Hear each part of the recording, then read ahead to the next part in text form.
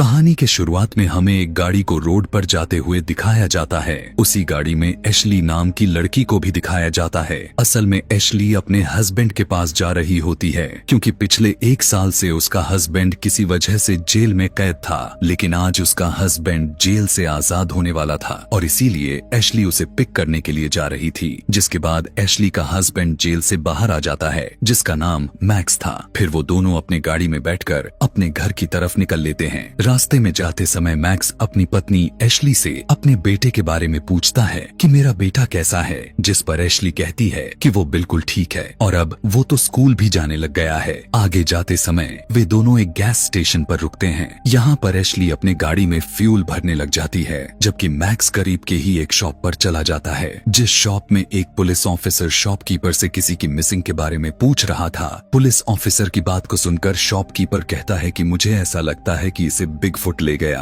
दरअसल उस शहर में लोगों के बीच एक कहानी फैली हुई थी कि काफी साल पहले हमारे सिटी के जंगलों में डीमन जैसे क्रिएचर्स रहा करते थे और उन क्रिएचर्स को बिगफुट कहा जाता है और सिटी के लोग इस बात को लेकर काफी विश्वास करते थे कि आज भी वो क्रिएचर्स एग्जिस्ट करते हैं। और जितने भी लोग इस बात को मानते थे उसमें शॉपकीपर भी शामिल था और इसीलिए वो पुलिस ऑफिसर से कहता है कि मुझे तो ऐसा ही लगता है कि उसे बिगफुट ही लेकर गया है। लेकिन पुलिस ऑफिसर उसकी बातों पर जरा सा भी विश्वास नहीं करता, इसलिए वो शॉपकीपर को कहता है कि अगर तुम्हें इन मिसिंग आदमी मिल जाए तो तुम मुझे इन्फॉर्म कर देना। यह कहकर वो पुलिस ऑफिसर उस मिसिंग आदमी का पिक्चर वहाँ लगे एक नोटिस बोर्ड पर लगा देता है और उसी बोर्ड पर बहुत सारे मिसिंग लोगों की पिक्चर्स लगे भी होते हैं। जिसके बाद मैक्स उस शॉप से बाहर आ जाता है और एशली के पास जाने लगता है। वहीं पर मैक्स देखता है कि उसी एरिया के कुछ लोग शिकार पर जा रहे हैं और वे सभी के सभी एशली को अजीब तरह से देखे जा रहे थे। उन लोगों का पूरा एक ग्रुप था। उन ग्रुप को जब मैक्स देखता है तब वे उसे क्रिमिनल कहने लगते हैं, लेकिन दोनों हस्बैंड वाइफ उन लोगों पर ज्यादा ध्यान नहीं देते, उन्हें इग्नोर करके वहाँ से चले जाते हैं। आगे जाते समय गाड़ी में मैक्स ड्रिंक करने लग जाता है, लेकिन एशली मैक्स को ड्रिंक करने से रोकती है क्योंकि उसे मैक्स को ड्रिंक करना, स्मोकिंग या किसी प्रकार का नशा करना काफी बुरा लगता था। एशली मैक्स को काफी गुस्से से कहती है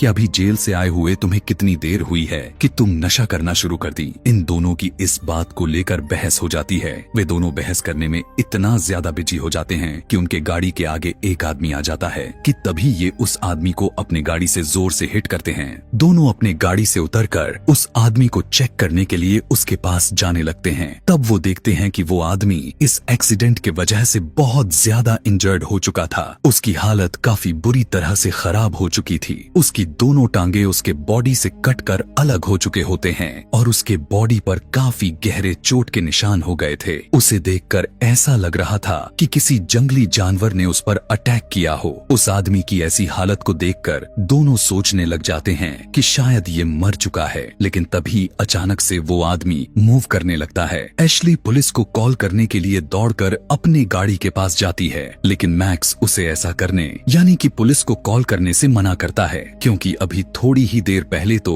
वो जेल से बाहर आया था और इस एक्सीडेंट की वजह से वे काफी बड़ी मुसीबत में फंस सकते थे। लेकिन एशली उसकी एक नहीं सुनती और वो पुलिस को कॉल कर देती है। एशली पुलिस को बताती है कि हमारी गाड़ी का एक्सीडेंट हो चुका है और साथ में वो अपना लोकेशन भी पुलिस को बता देती है कि तभी अचानक से मैक्स को जंगल में कुछ दिखाई देता है। लेकिन इससे पहले कि वो समझ पाता कि वो क्या चीज है कि तभी कोई उन पर पत्थर मारने लगता है। यह देखते हुए मैक्स और एशली दोनों गाड़ी के पीछे जल्दी से छुप जाते हैं।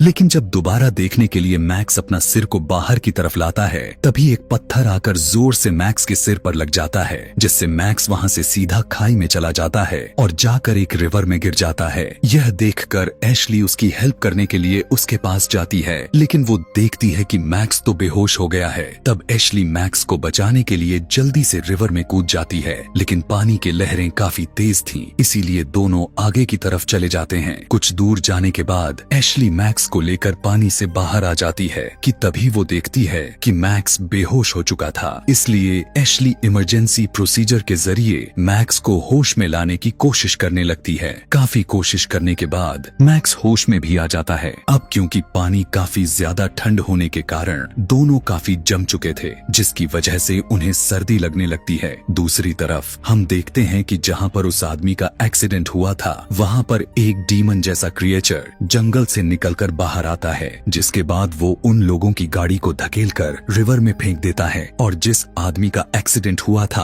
अब वो भी मर चुका था और वो अजीब तरह से दिखने वाला क्रिएचर उस आदमी को अपने साथ लेकर जाता है। दूसरी तरफ मैक्स और एशली को अभी तक ठंड लगे जा रही थी, लेकिन उन्हें कुछ भी समझ में नहीं आ रहा था कि क्या किया जाए। तब एशली मैक्स की लाइटर की मदद से वहाँ पर आग जलाती है और ये अपने कपड़ों को सुखाने के लिए पास के ही झाड़ियों पर रख देते हैं और दोनों हस्बैंड वाइफ आग के पास बैठ जाते हैं। आगे की सीन में हम देखते हैं कि वो पुलिस ऑफिसर वापस अपने पुलिस स्टेशन की तरफ जा रहा है। रास्ते में उस पुलिस ऑफिसर को एक लेडी मिलती है जो कि अपने मिसिंग हस्बैंड के बारे में पुलिस ऑफिसर से पूछती है। उस लेडी का हस्बैंड उन्हीं लोगों में से इंक्लूड था जो लोग वहाँ से गायब हुए थे। अब हमें तो अच्छे से पता है कि पुलिस ऑफिसर के पास उस बात का कोई जवाब भी नहीं था जो उसे कुछ बता पाए, इसीलिए वो इस लेडी से कहने लगता है कि आप बिल्कुल बेफिक्र हो जाएं, बिल्कुल रिलैक्स रहें, हम आपके हस्बैंड को ढूंढ लेंगे। यह कहकर वो पुलिस ऑफिसर वहाँ से चला जाता है। यहाँ पुलिस स्टेशन के अंदर एक डेप्यूटी भी था। पुलिस ऑफिसर डेप्यूटी से पूछता है कि क्या आप इस बात पर बिलीव करते भी हैं कि कोई बिगफुट नाम का राक्षस होता है? यह सुनकर वो डेप्यूटी उससे कहता है कि नहीं, बिल्कुल भी नहीं, ऐसी कोई भी चीज नहीं होती, लेकिन हम इस बात को हल्के में भी नहीं ले सकते और इग्नोर भी नहीं कर सकते। कि तभी वहाँ फीमेल पुलिस ऑफिसर आकर बताती है कि अभी मुझे एक लड़की की कॉल आई थी, वो लड़की बता रही थी कि हमारा एक्सीडेंट हो गया है। यह सुनकर वे पुलिस ऑफिसर जल्दी से उसके दिए हुए लोकेशन पर जाते हैं। वहाँ पर आने के बाद वे देखते हैं उनकी गाड़ी तो रिवर में गिरी हुई है, लेकिन यहाँ पर उस गाड़ी को बाहर निकालते निकालते रात हो जाती है। जिसके बाद वो पुलिस ऑफिसर उस गाड़ी को चेक करता है और उस गाड़ी में से मैक्स और एशली की पिक्चर्स मिलते हैं। यह देखकर वो अपने बाकी के पुलिस ऑफिसर्स से कहता है, इसे लेकर इन दोनों के बारे में इंक्वायरी करो, पता लगाओ। उधर एशली और मैक्स एक दूसरे से प्रॉमिस करते हैं कि अब वो दोनों कभी भी नहीं लड़ेंगे, एक दूसरे का साथ कभी भी नहीं छोड़ने वाले। अगले दिन एशली उसी आदमी को देखती है जिसका एक्सीडेंट इन्हीं के गाड़ी से हुआ था कि तभी उसकी आंख खुल जाती है, मतलब कि वो उसका नाइट मिरर था।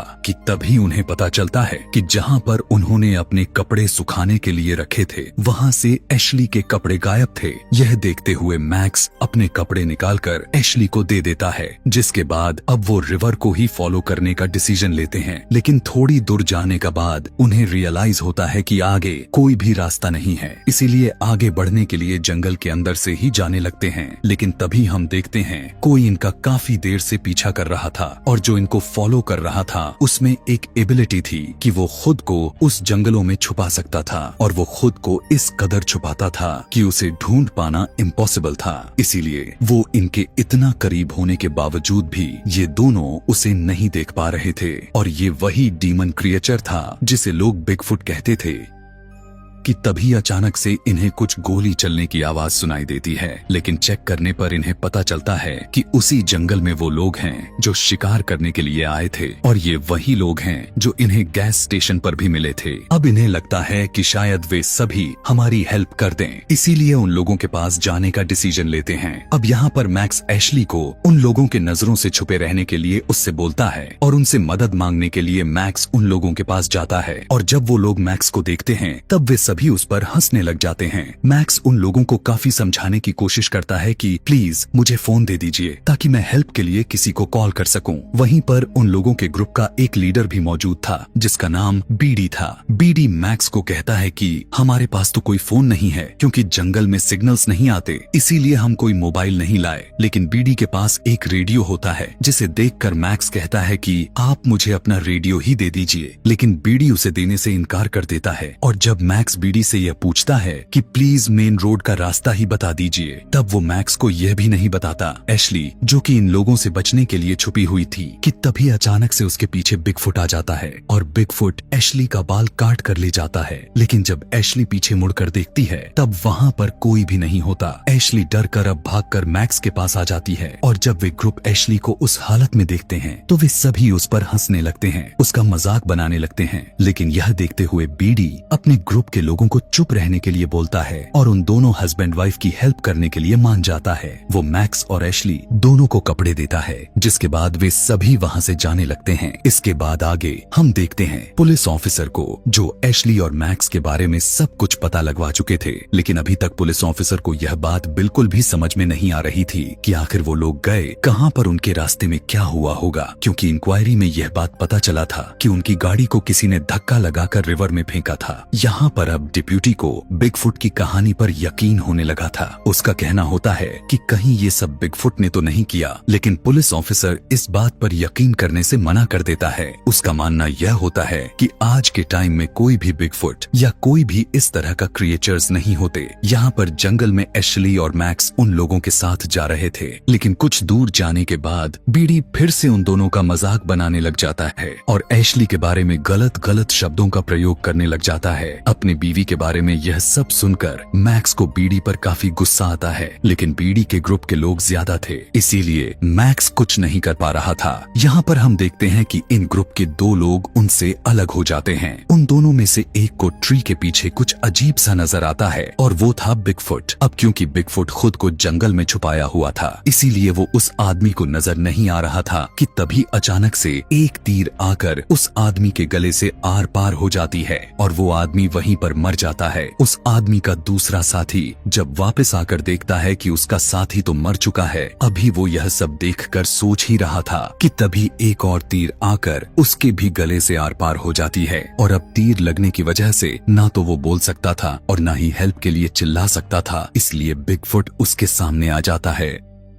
जिसके बाद बिगफुट अपने हाथों से उस आदमी की दोनों आंखें ही फोड़ देता है। यह करने के बाद वो बहुत ही दर्दनाक तरीके से उसके सर को निचोड़ डालता है। तभी उन लोगों में से उनका तीसरा साथी उन लोगों को बुलाने के लिए जाता है, लेकिन उस आदमी को वो दोनों कहीं पर भी नहीं मिलते, क्योंकि बिगफुट उनके डेड बॉडीज को अपने साथ लेकर चला जा चुका था। लेकिन तभी वो बिगफुट की आवाज को सुन लेता है, लेकिन जब वो अपने आसपास की तरफ देखने लगता है तब उसे वहाँ पर कोई भी नजर नहीं आता, जिसकी वजह से वो डर जाता है और तेजी से वहां से भागने लगता है। भागते समय वो गिर जाता है, जिसकी वजह से उसकी हाथ की हड्डियां टूट जाती हैं। लेकिन तभी उसके पास बिगफुट आ जाता है और वो अपने एक्स की मदद से उसके ऊपर कई बार स्टेप करता है और मार मार कर उस आदमी का सर ही धड़ से अलग कर देता है। अब यहाँ से बिगफुट उन सभी लोगों को अपना शिकार बनाने के लिए आगे बढ़ता है। यहाँ पर हम देखते हैं कि उस ग्रुप के बाकी लोग मैक्स और एशली को अभी तक परेशान किए जा रहे थे कि तभी उन सभी में से एक आदमी को अचानक से बिगफुट अपनी तीर चलाकर उसे जान से मार डालता है। अब उस आदमी के मरते ही सभी लोग पूरी तरह से अलर्ट हो जाते हैं। तभी उस ग्रुप का एक मेंबर बिगफुट को पेड़ के पीछे देख लेता है, इसीलिए वो बिगफुट पर गोलियां चलाना शुरू कर देता है, लेकिन इसका कोई भी फायदा नहीं होता, क्योंकि बिगफुट को एक भी गोली नहीं छू पाती और वो बच जाता है।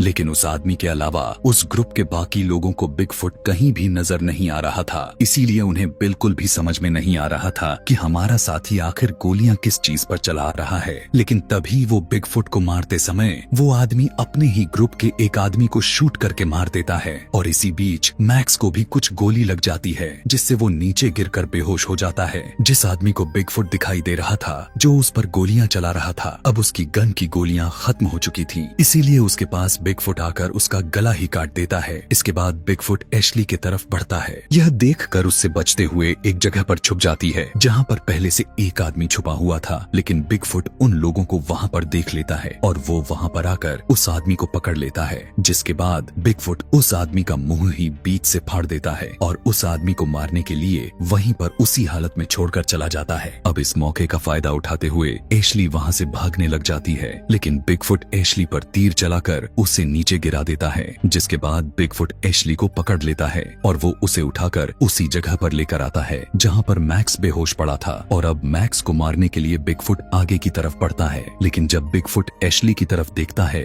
तब वो सोचने लग जाता है कि वो ऐसा नहीं करेगा। लेकिन तभी वहाँ बीडी आ जाता है और वो पीछे से शूट करने लग जाता है, जिससे एक गोली बिगफुट के शोल्डर पर लगने की वजह से वो काफी बुरी तरह से इंजर्ड हो जाता है। लेकिन बिगफुट बीडी के ऊपर अटैक कर देता है और उसे पकड़कर बेहोश कर देता है। यह करने के बाद बिगफुट मैक्स और एशली को अपने साथ लेकर जाता है और अब यहाँ से इस कहानी का दूसरा पार्ट स्टार्ट होता है। अब जैसे जैसा कि हमें पता ही था कि बिगफुट एशली और मैक्स को अपने साथ लेकर जा रहा था, लेकिन तभी बिगफुट का इरादा बदल जाता है और मैक्स को वहीं पर छोड़कर अब वो एशली और बीडी को अपने साथ लेकर जाता है। दूसरे सीन में हम देखते हैं कि शेरिफ डिप्यूटी के साथ किसी जगह पर आया था क्योंकि वहाँ पर एक औरत को कैंसर था और वे सभी मिलकर रात में एक अजीब तरह के रिचुअल करने वाले थे। अब पुलिस ऑफिसर तो यहाँ पर आना नहीं चाहता था, लेकिन वो डिप्यूटी के कहने पर ही वहाँ मौजूद था। यहाँ पर मैक्स को देखते हैं जो कि अभी तक उसी हालत में था कि तभी उसके पास एक क्रिपी बूढ़ी औरत आ जाती है जो उसके हाथ के नाखून को देखने से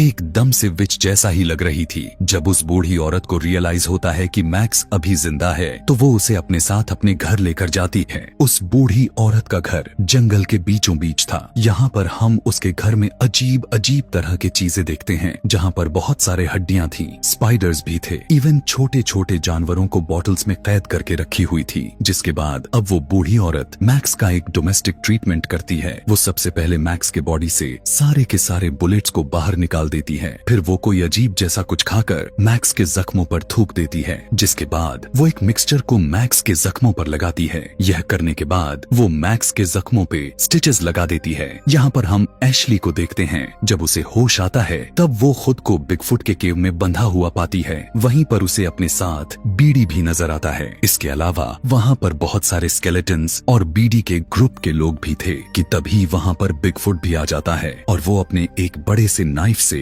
बीडी को जान से मार देता है और बाद में उसकी बॉडी के पार्ट्स को बाहर निकाल लेता है। यह करने के बाद अब बिगफुट एशली की तरह बढ़ने लगता है, लेकिन वो उसे मारने की जगह उसके साथ जबरदस्ती कर देता है। दूसरी तरफ हम पुलिस ऑफिसर को देखते हैं जो बाकी लोगों के साथ उस रिचुअल में बैठे होते हैं। रिचुअल में सभी लोग एक एक करके उनका बनाया हुआ ड्रिंक करने लग जाते हैं। अब ना चाहते हुए भी पुलिस ऑफिसर को भी उस ड्रिंक को पीना पड़ता है। जिसके बाद अब वो लोग अपने नियमों के मुताबिक सिंगिंग करना शुरू कर देते हैं और थोड़ी ही देर में उस ड्रिंक को पीने की वजह से पुलिस ऑफिसर की तबीयत खराब होने लग जाती है। पुलिस ऑफिसर को कुछ अजीब फील हो रहा था और फिर उसे विजन्स आने लगते हैं। सारे के सारे विजन्स काफी अजीब थे। पुलिस ऑफिसर को डिप्यूटी का शक्ल काफी डरावने लग रहे थे, लेकिन अचानक से डिप्यूटी का शक्ल ठीक भी हो जाती है और जो लोग वहाँ के कॉस्ट्यूम पहनकर डांस किए जा रहे थे उनमें से एक पुलिस ऑफिसर को बिगफुट जैसा लग रहा था। फिर पुलिस ऑफिसर देखता है कि वो आदमी ये सभी यानी ये जो रिचुअल कर रहा है और वो लेडी जिसे कैंसर है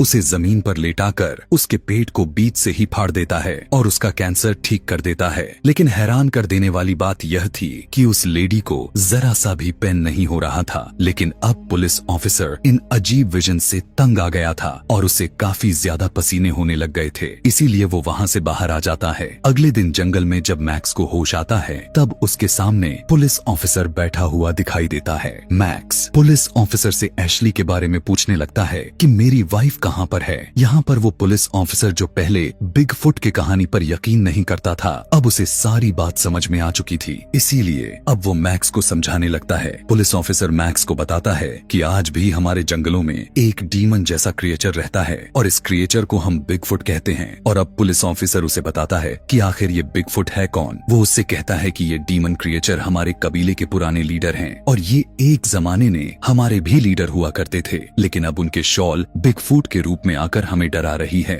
और ये एक काफी ज्यादा डरावनी लीडर है जो कि काफी पुराने कबीले से बिलोंग करते हैं और जब से इनका कबीला बना था ये तभी से हमारे बीच इन जंगलों में रह रहे हैं, इसीलिए तो वो पुराने जमाने के वेपन्स को काफी अच्छे से चला सकते हैं और आम भाषा में कहा जाए तो ये एंशिएंट लीडर की सॉल है। पुलिस ऑफिसर मैक्स को बताता है कि तुम्हारी वाइफ एशली को वही उठाकर ले गया है और बिगफुट भी काफी इंजर्ड है क्योंकि उसके शोल्डर पर गोली भी लगी थी। अब यहाँ पर क्योंकि मैक्स को एशली को ढूंढना था और पुलिस ऑफिसर को बिगफुट को मारना था, इसीलिए अब ये दोनों उस जंगल में जाने का डिसीजन लेते हैं। और क्योंकि बिगफुट इंजर्ड था और काफी कमजोर भी था, इसीलिए उसे मारने का मौका इससे अच्छा उन्हें कभी नहीं मिल सकता था। लेकिन उन्हें पूरी तरह से पता होता है कि बिगफुट इंसानों का बॉडी और गन की बुलेट्स को काफी आसानी से स्मेल भी कर सकता है, जिससे बिगफुट को यह बात पता चल जाएगी कि ये लोग वहाँ पर आए हैं। इसीलिए वो अपने साथ कुछ पुराने वेपन्स को ले लेते हैं और साथ में वो अपने पूरे बॉडी पर एक लिक्विड को लगाते हैं ताकि बिगफुट उनको स्मेल ना ना कर सके। पुलिस ऑफिसर जाते जाते अपने साथ एक गन को भी रख लेता है, जिसके बाद ये दोनों बिगफुट का मुकाबला करने के लिए जंगल की तरफ चल देते हैं। लेकिन तभी पीछे से वो बूढ़ी औरत इन लोगों को इनकरेज करने के लिए ड्रम बजाना शुरू कर देती है, क्योंकि वो भी चाहती थी कि ये दोनों बिगफुट से लड़ें और उसे मार डालें। एशली, जो कि अभी तक बिगफुट के कैद में ही थी, यहाँ पर बिगफुट जबरदस्ती एशली को इंसानी मांस खाने के लिए देता है, लेकिन ना चाहते हुए भी उसे उस मांस को खाना पड़ जाता है। उसे खाते समय एशली के मुंह में एक हड्डी आ जाती है और वो उस बॉन्ड को पत्थर पर रगड़कर उसे नुकीला बना लेती है। और जब बिगफुट इसके पास आता है तब वो इसी बॉन्ड से उस पर अटैक कर देती है, लेकिन बिगफुट को इससे कोई फर्क नहीं पड़ता कि तभी अचानक से बिगफुट को उस ड्रम की आवाज सुनाई देती है जो वो बूढ़ी औरत बजा रही थी। बिगफुट को अब पता चल जाता है कि कोई उससे लड़ने के लिए वहाँ पर आ रहा है। यह सुनकर बिगफुट अपने एक ट्रैप को उठाता है और वहाँ से बाहर चला जाता है। उसके जाते ही एशली अपने रस्सियों को काटने लग जाती है, जिसके बाद वो उस रस्सी से आजाद होकर वो वहाँ पर कुछ पड़े हुए कपड़े और एक गन को उठाती है और वहाँ से चली जाती है। तभी जंगल में हम देखते हैं जो कि मैक्स और वो पुलिस ऑफिसर बिगफुट को ढूंढने के लिए वहाँ पर आए थे, और अब वो अलग हो जाते हैं और बिगफुट को ढूंढना शुरू कर देते हैं। कुछ दूर जाने के बाद पुलिस ऑफिसर को वहाँ पर किसी के होने का एहसास होता है, इसीलिए पुलिस ऑफिसर जल्दी से अपने गन को निकाल लेता है। अब क्योंकि बिगफुट बुलेट्स को स्मेल कर सकता था, इसीलिए उसे पता चल जाता है कि वो लोग आखिर हैं कहाँ पर। इसीलिए वो बिगफुट उसे ढूंढकर जल्दी से उस पर अटैक कर देता है और पुलिस ऑफिसर भी उस पर गोली चला देता है और वो गोली बिगफुट को लग जाती है। अब गोली लगने की वजह से बिगफुट काफी गुस्से में आ जाता है और वो पुलिस ऑफिसर का गला काटकर उसे बड़ी बेरहमी तरह से मार देता है। गोली की आवाज को सुनकर मैक्स भी आ जाता है और वो पुलिस ऑफिसर की डेड बॉडी को नीचे पड़ा हुआ देखता है, लेकिन बिगफुट वहाँ से जा चुका था। मैक्स पुलिस ऑफिसर का गन उठा लेता है। अब क्योंकि बिगफुट को गोली लगने की वजह से काफी ज्यादा इंजर्ड था, इसीलिए बहुत सी जगहों पर उसका खून भी गिरा होता है। मैक्स उस खून को फॉलो करते हुए आगे की तरफ बढ़ने लगता है, लेकिन तभी मैक्स उसी जंगल में एशली को देखता है जो कि वो भी बिगफुट को मारने के लिए उसी की तरफ बढ़ रही थी। मैक्स उसे आवाज लगाकर उसे वापस चलने के लिए बोलता है, लेकिन मैक्स को कहने लगती है कि अब मैं बिगफुट को मारे बगैर तो नहीं जाने वाली। वो उसे इशारे करते हुए बताती है कि बिगफुट यहाँ पर है। यह कहकर वो बिगफुट की तरफ चली जाती है और वो बिगफुट को शूट कर देती है, जिसके बाद दोनों हस्बैंड वाइफ फौरन वहाँ से भागने लग जाते हैं। काफी दूर भागने के बाद ये दोनों सांस लेने के लिए रुक जाते हैं, लेकिन तभी अचानक से इन्हें बिगफुट की आवाज सुनाई देती है, यानी अभी वो मरा नहीं था बल्कि अभी वो जिंदा था। उसकी आवाज को सुनकर मैक्स डिसाइड करता है कि अब वो यहाँ पर रुककर उससे लड़ेगा, उसे मार डालेगा ताकि यहाँ से भागने का मौका मिल जाए और वो भगाकर मेन रोड तक पहुँच जाए। एशली मैक्स को छोड़कर वहाँ से जाना नहीं चाहती थी, लेकिन मैक्स किसी तरह करके उसे वहाँ से भेज देता है, जिसके बाद वो दोनों एक दूसरे को अलविदा कहकर वहाँ से अलग हो जाते हैं। इसके बाद मैक्स बिगफुट के पास जाता है और उस पर फायरिंग करने लगता है, लेकिन बिगफुट पर उस गोली का कोई भी असर नहीं होता। बिगफुट अब काफी इंजर्ड होने के साथ साथ काफी कमजोर भी फील कर रहा था, लेकिन अभी भी वो बहुत पावरफुल था। जिसके बाद बिगफुट जल्दी से मैक्स के पास आ जाता है और वो मैक्स की गर्दन को पकड़कर उसे ऊपर की तरफ कर देता है, लेकिन तभी मैक्स अपने एक नाइफ से बिगफुट पर अटैक कर देता है और वो दर्द के कारण मैक्स को छोड़ देता है। जिसके बाद मैक्स एक वुडेन टॉप को उठाकर वहाँ से भाग जाता है, लेकिन मैक्स की बदकिस्मती से उसका पैर बिगफुट के बिछाए गए ट्रैप में आ फंसता है और यहाँ पर एक बार फिर से बिगफुट उसके पास आकर उसे पकड़ लेता है, लेकिन मैक्स उस वुडेन टॉप से बार बार मारे जा रहा था, जिसकी वजह से अब बिगफुट की पूरी तरह से मौत हो जाती है। लेकिन मैक्स को अभी भी यकीन नहीं हो रहा था कि बिगफुट मर चुका है। उसे लग रहा था कि कहीं दोबारा से बिगफुट जिंदा ना हो जाए, इसीलिए वो एक बड़े से पत्थर को उठाता है और उसके सर पर मारने लगता है, जिससे बिगफुट का सर एकदम से फूट जाता है। एशली बिल्कुल सेफली तरीके से रोड तक पहुंच चुकी थी और यहाँ पर मैक्स अब जो कि काफी थक गया था, इसीलिए वो वहीं पर ही बैठ जाता है। लेकिन जैसे ही मैक्स वहाँ से उठकर जाने ही वाला था कि तभी 2 तीर आकर उसके पेट पर लग जाते हैं और वहीं आसपास हमें बहुत सारे बिगफुट्स देखने को मिलते हैं। अब इसका मतलब यही होता है कि वहाँ उस जंगल में एक नहीं बल्कि बहुत सारे बिगफुट्स थे, यानी कि जो एंशिएंट स्पिरिट्स थी वो एक नहीं बल्कि बहुत ही ज्यादा थी। और इसी के साथ ये मजेदार सी कहानी यहीं पर खत्म हो जाती है। Thanks for watching.